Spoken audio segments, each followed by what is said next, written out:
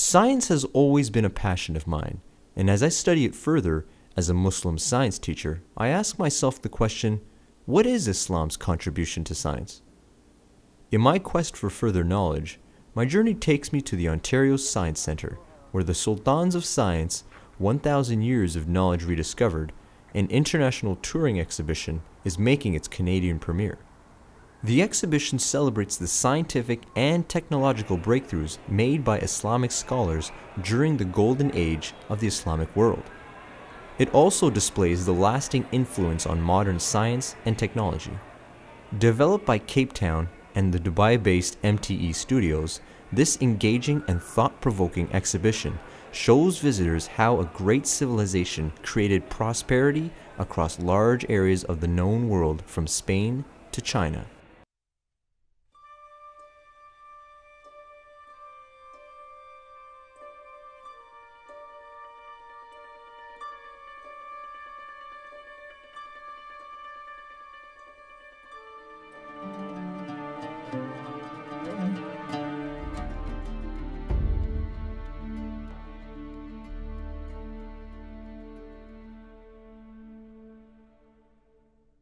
Welcome to Islamic Science, our great exhibition outlining the golden era of Islam. So I'll be your host, so I'll take you around and show you. But we can start off with this timeline here, which is very, very fascinating, outlining the era from the 7th century all the way to the 15th century as well. I mean, we can start over here.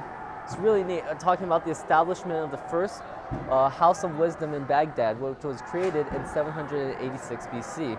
And then we can move on into one of the world's first observatories, which opened here in Baghdad along the Silk Route. And here they did a lot of great observing of the night sky, how celestial bodies moved. And it was just a fascinating time, especially for astronomy as well. Moving on, we could talk about the Bana Musa brothers, who created the book of ingenious devices. Now these guys were really fascinating engineers, mathematicians, and they also worked well in the fine technology sector of science. Going from there, we talked about flight, and you may have known of the Wright brothers who've flown, and sometimes they're credited with the first flight, but that's internationally known. However, we had a gentleman named Abbas bin Firnas who built a flying machine and had the first successful flight. He actually glided for 10 minutes in the air for a sudden crash landing, but it was still recognized as the first flight with a flying machine. Moving from there, we have Al-Zahawi, who was born, and he developed a lot of cutting tool instruments for dentistry or for surgery as well. Also, we have Ibn Nasfis. He was born this time, but he discovered the pulmonary blood circulation, which is circulation between the blood between the lungs and the heart. So kind of like the circulatory system, and he was able to show how that worked as well. And also one of the great things that the Islamic community in this time also developed was bimartisans, which are also known as hospitals. And they use a similar system that hospitals have adapted from those bimartisans today. So it's really fascinating, all the achievements that I've done. Now, although they say they may have ended the golden era of Islam at this time, it doesn't mean it stopped there, really. And one thing we want to learn from this exhibition is we don't want to lose any of that knowledge. And it's just, once again, this knowledge becoming rediscovered and reborn, and that's what we want to hold on to. Excellent. Yeah.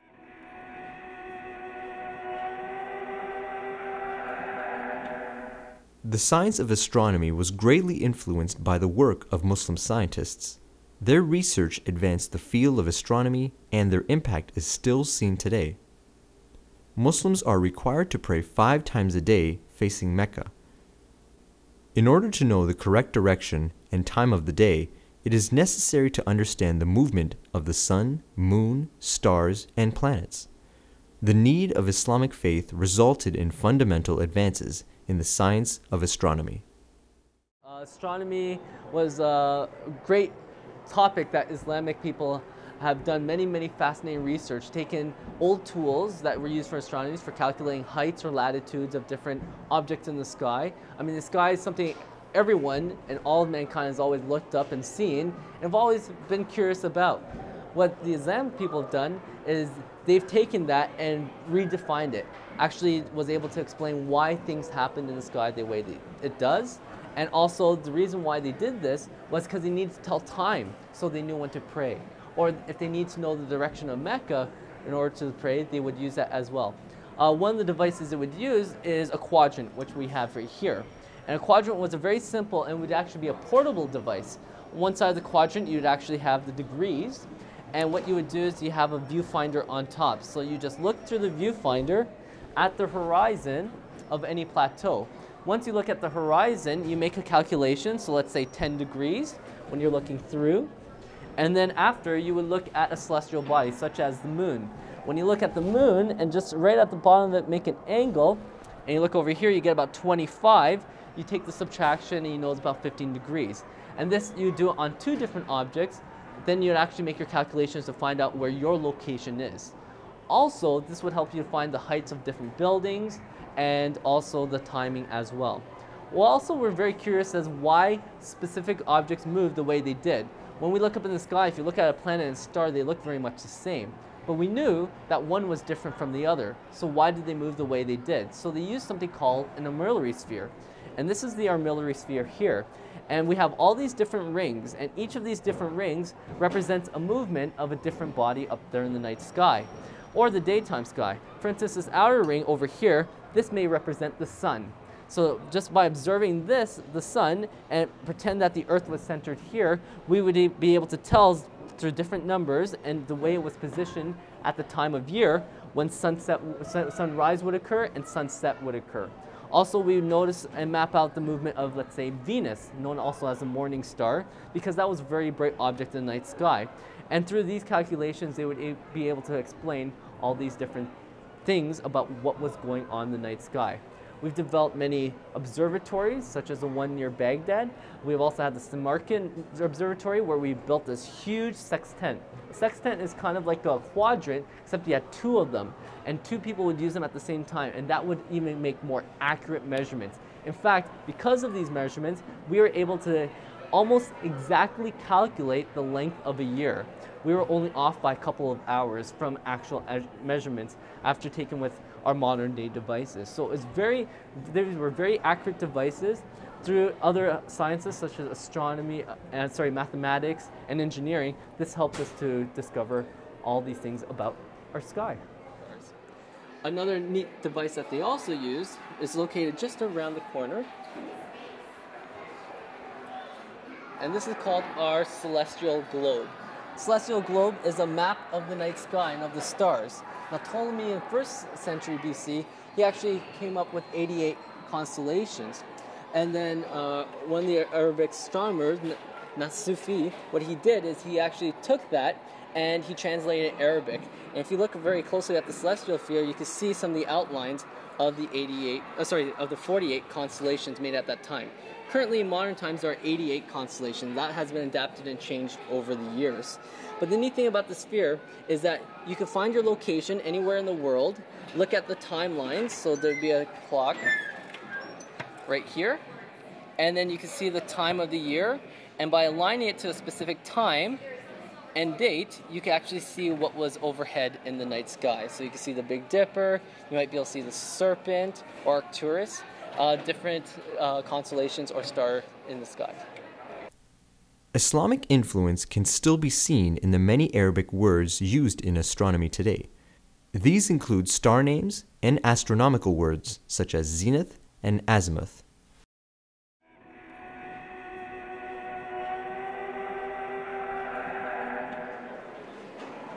Flight's been a very interesting topic. How has it been connected to Muslims?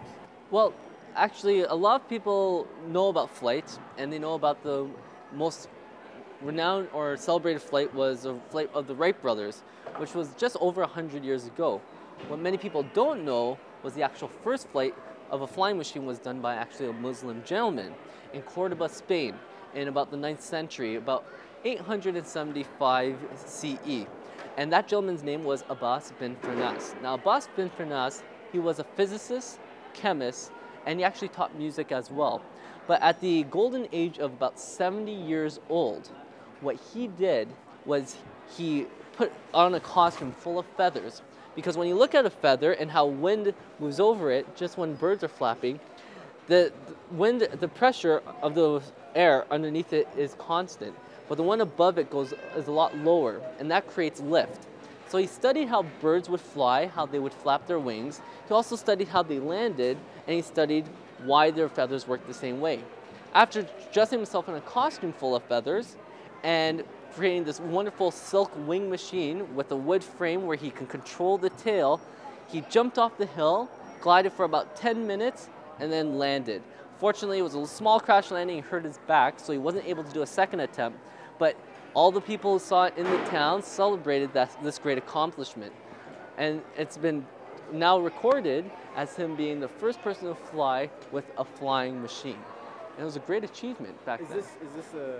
This is a kind of a model outline or photograph actually here of what it looked like when he was flying. So you can see he could control the contraption in the back, but he was fully strapped in as well. And these are all feathers? Yeah, these would be silk, and on the top would be feathers as well, yes. So it was a very, very fascinating gentleman. So it shows not only, number one, you can look at flight, but even when you're 70 or a lot older, you can still make these big, huge contributions to this world of science. That's excellent. Yes.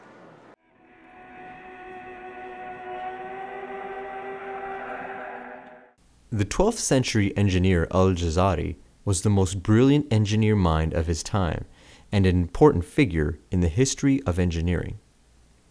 Little is known about the life of Al-Jazari, the inventor and engineer, but his work forms the basis of modern mechanical engineering. His book, Knowledge of Ingenious Mechanical Devices, describes how to make 50 different machines. We had a great Muslim engineer called Al-Jazari. One thing we have here is something called the Noria. What's really neat about the Noria is it's a water wheel that would turn. And the neat thing about the water wheel is if you look over here, we have a Noria, and these little compartments are cups. And what would happen is they would turn, just as that gentleman is turning, and they would collect water. When they collect water, they would collect water from the bung where the water is and then deposit it on top here. So this was a really neat device that they would use. Also, we have water pumps here where if you push down, this pump over here would deposit water, and then the water would go up the pipe and displace it into this canister right here. When it displaces enough water, the canister would fall over due to a counterweight and the weight of the water and deposit into a channel, so they could use it for irrigation or for their hospitals back then as well. Another neat device that they contrived is something called a reciprocating pump, which would move back and forth. And what would happen is when you move this back and forth, when I move this one way, it would actually suck in water into this chamber here. And when you push it, it actually pushes the water up through the pipe and into this little channel here. So that's how a reciprocating pump would work. And what's neat is that children get to play with these devices, as you can see they are doing right now. But they actually show the practical application and are modeled just located on the other side. So as we talked about, I talked about the Noria. What they would use is instead of using maybe water power, they'd use animal power. So we have an ox, and if I just turn this wheel, you can see the ox is turning, and using gears, it would start to turn the water wheel, and those buckets, those clay buckets, would actually draw water from the well and deposit it into this channel that you can see glowing back here. They also help improve designs of funneling water for irrigation for farmland, as we saw in our model over here. And these devices are really neat because they would use gears, levers, the ideas of suctions, and even pistons, which are used in our modern car engines, to draw water from these rivers out into channels so they can use in hospitals. So here you can actually play with different mechanical devices. You have the intermittent drive here. You have different ways that these gears would work. You have the fast return activator as well. And these are all really neat devices on how they would turn. The Geneva wheel is really, really neat because it has that idea of the piston, how it would move up and down. Or the eccentric cam that we have here as well. We also have our loose coupler on how you would turn devices.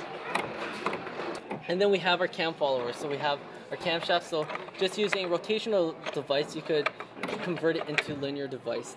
This is actually something that Al-Jazari actually was credited for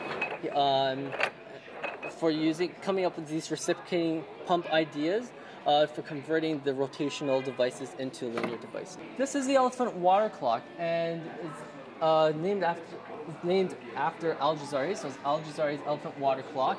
And this is actually what started the entire exhibition.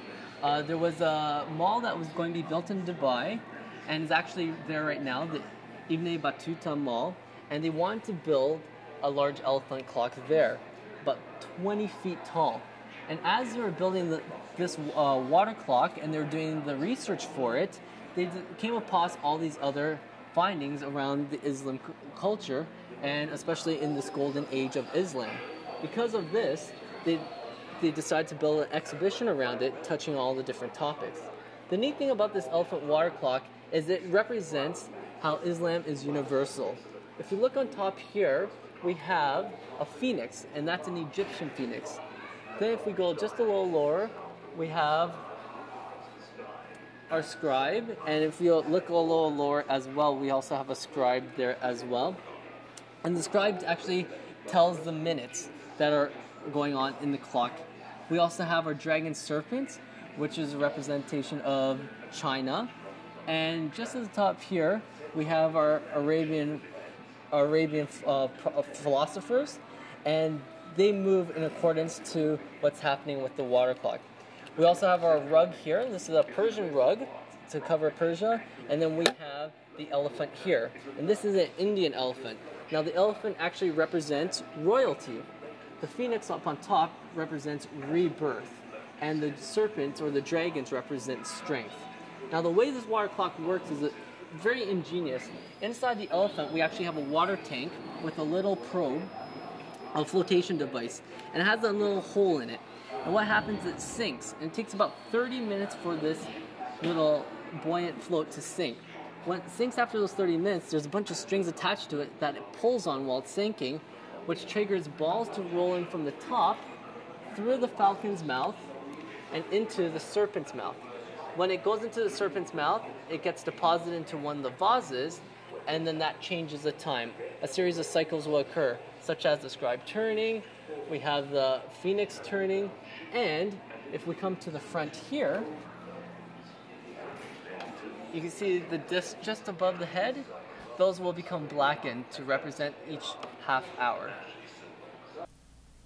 Al-Jazari invented the crankshafts, which is found in all piston engines. He invented segmental gears and suction pumps, the first to use paper and wooden models in design and production. Many of his engineering techniques are still used today.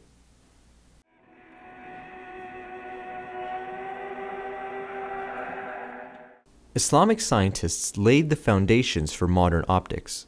Their work not only shed light on the mechanics of the human eye, but became the basis for modern photography.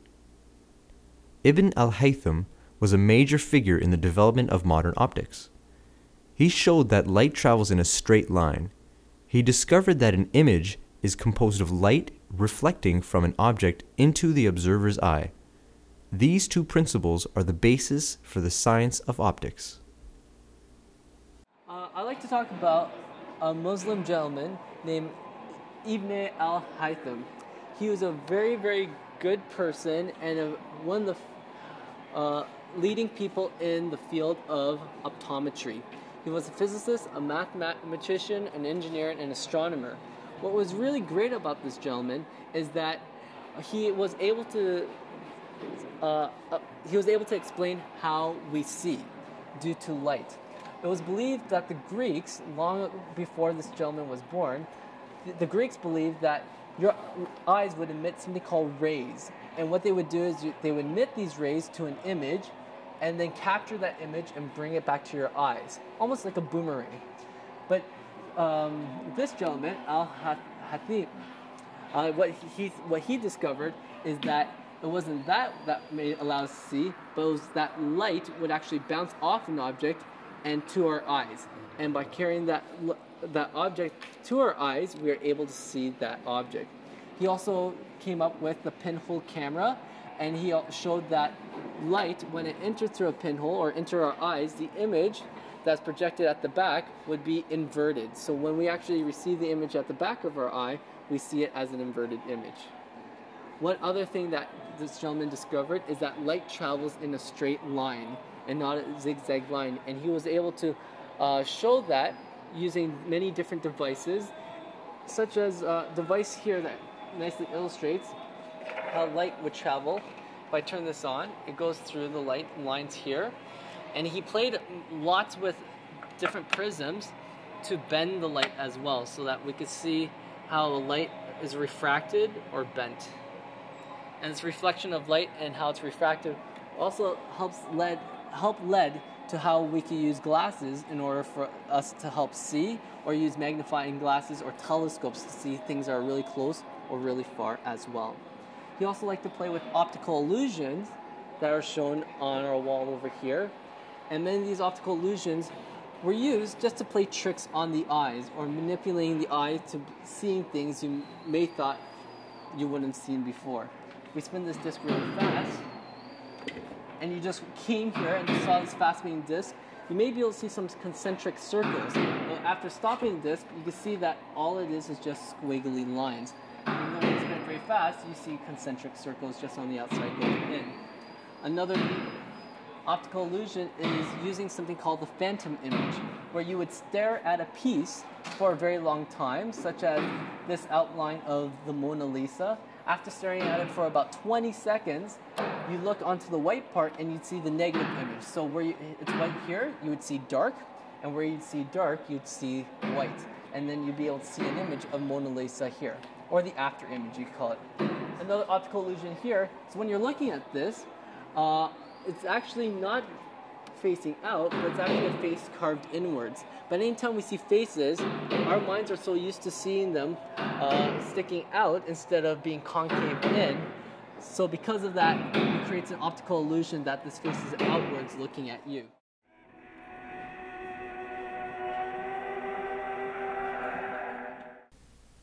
Muslim Chinese Admiral Zheng He led one of the greatest naval fleets of all time. With his fleet of over 300 ships and 28,000 men, Zheng He established strong trade and diplomatic relations with many countries. This is one of the ships here that we have as a model. There were about 300 of these ships, about 320 of these ships actually, that would sail across. The fleet he had consists of over 28,000 men. And what was really neat is that this ship is huge. From one end to the other, although this is just a model, it was actually 440 feet long. If you would take that in comparison, Christopher Columbus, who sailed thousands of years later, had a ship that was only 75 feet long. So this ship was actually about 5 times larger than Christopher Columbus' ship. And if you look at it, it was really neat because it was like a living city. We have animals such as giraffes and zebras. We also have area where we can plant and have agriculture so that people who are going on these long voyages could plant and grow their food. Great areas to live in as well. And inside here is where they would keep lots and lots of treasure, because they did a lot of trading with other countries, such as India, such as Africa, and other countries as well. So it was really, really neat that they did this here. Zheng He completed 6 epic voyages between 1405 and 1433, and died on his return from the 7th. He is recognized as one of the greatest mariners in world history.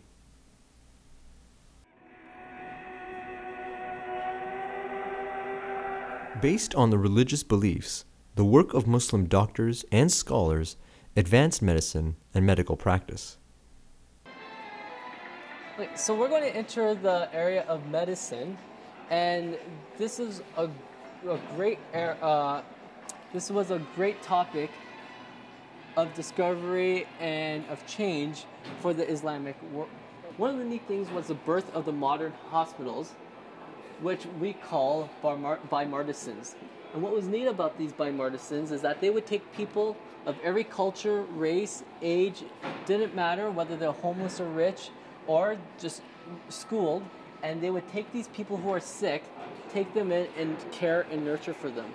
They would bathe them, they'd watch them, they would monitor them, they had doctors, and after they thought that they were well, what they would do is they'd actually give them some money or some rubies at the time so that they could buy their medicine. So it was almost like a modern healthcare system within these hospitals as well.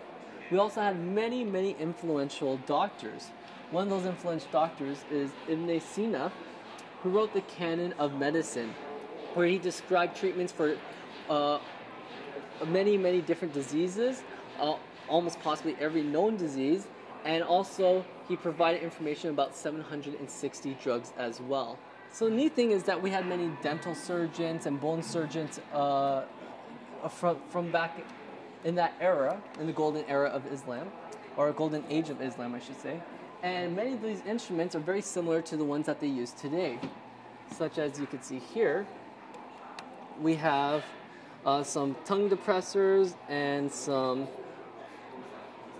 throat forceps, and they're very similar to the ones that we use down here as well, which are modern day throat forceps and tongue depressors, or tonsil scalpels, many different devices that they use, very, very similar to what they're using in our modern day. And it's really, really neat that they would use very similar devices. Now the metal would probably be different in our time as opposed to their times. However, the idea is still very same. And this was, many of these instruments for dental oral surgery was from Al-Zarari. Over here we have bone surgical instruments as well. And for instance, we have cutting tools that were used in the golden era, let's say about 12th, 13th century, and then the ones used in our time, so 21st century as well, which are very similar. Sean, I know Muslims have been really influential during the Golden Age. Yes. How have they been influential during the modern era? Well, many Muslims have branched off into many different fields, of course, and they all cover many different fields. One of the fields that I like to talk about is for physics. And there's actually a Muslim, a professor named Abdus Salam, and he actually he was the first Muslim to win the Nobel Prize. And he won it in science, which is a great achievement. He won it not too long ago. He won it in 1979, so almost 30 years ago. And he won it because of his work on electroweak theory. And what that is that he's looking at how the weak force react and act upon molecules and how they interact with each other. And he also was able to relate that to how large electro forces work on vast objects, such as huge distances out in space, how two objects will influence each other as well. And he was a great man, and he believed in science and technology, and actually it's widespread around the world. So what he actually did with his receivings, with his award money, was he actually donated and helped other developing countries in the fields of science. So he actually attributed that money to it as well. Yeah, unfortunately he's passed on, but his theory and his work, of course, continue on, just like all the great Muslim astronomers and scientists have done in the years past. Like every other part in life, Islam was the foundation of Muslim medicine. Guided by the Quran, Islamic doctors organized and added to medical knowledge from Egypt, Persia, Greece, India, and Rome. The Sultans of Science exhibition was very enlightening for me. I learned how knowledge was valued and innovation was encouraged, and it led to higher levels of achievement in science and technology.